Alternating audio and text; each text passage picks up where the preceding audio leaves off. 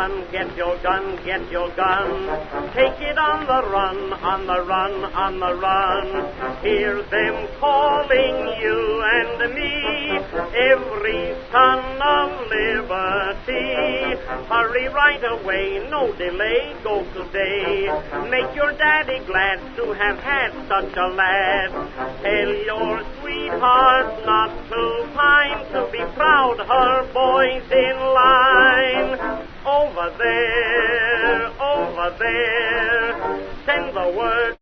What the hell is this shit? Sure, they had radio in World War I. It was pretty primitive, but the number one thing about World War I is that was the war that we learned how to murder each other on an industrial scale. Because that was the war that we introduced the machine gun to the battlefield. And there was also radio, so let's take a look at that. So in this video, I can't just go on and blah, blah, blah about radio, because in World War I, there were a few technologies introduced to the world through World War I that wouldn't be here today without World War I, I guess, such as tanks, machine guns, radios, military aircraft, chemical weapons, and wristwatches. That would be wristwatches painted with radium so they would glow in the dark. But fortunately or unfortunately, those radium painted wristwatches went to the officers on the front lines to control their platoons.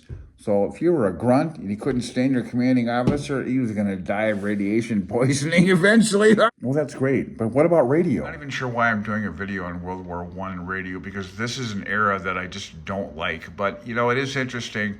We did get some things out of World War I and the invention of radio and it being used. One of them was the phonetic alphabet. This was utilized in 1913 because although radio was supposed to be a way to spread communications, probably direct artillery fire, there were a lot of miscommunications through bad connections. Some early Army radios, a 500 watt and a 1500 watt spark transmitter. This one's on wheels, 1.5 kilowatt. I mean, if you did the wrong thing, you were instantly dead operating this thing. They even use spark gap transmitters in airplanes. Oh my God. 30 watt radios right here, spark gaps. The antenna was a trailing 200 foot long wire to transmit on those low frequencies, 1.5 to 3 megahertz. So they're transmitting in the broadcast band.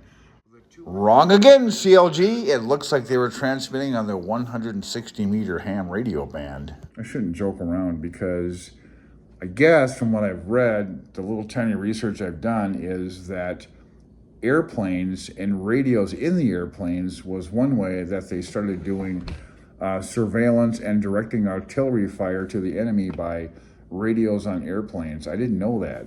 I did not know that. So I probably shouldn't be joking around too much about this. It just seems hilarious that people would actually do this. But, you know, it was a different time. People thought differently, and they were trying to protect whatever they thought they had to protect. But the radio, there was a lot of radio going on. It was really in its infancy, starting out. And Jesus, I don't even know how people survived operating this equipment, for God's sakes. Is this a radio truck? Yeah, wow. Is that a quad? Although I'm not sure about this, but I think a hypothesis on this would be if you went and trained radio in World War I, you probably, possibly could have been stationed somewhere behind the front lines. So maybe your lifespan was longer in World War I. I don't know. But this radio gear is just, I don't know how it even worked, but they did it. It's another attribute of human beings that were strong, stronger than any of us now to handle all that shit.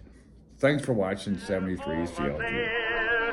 Send the word over there, that the Yanks are coming, the drums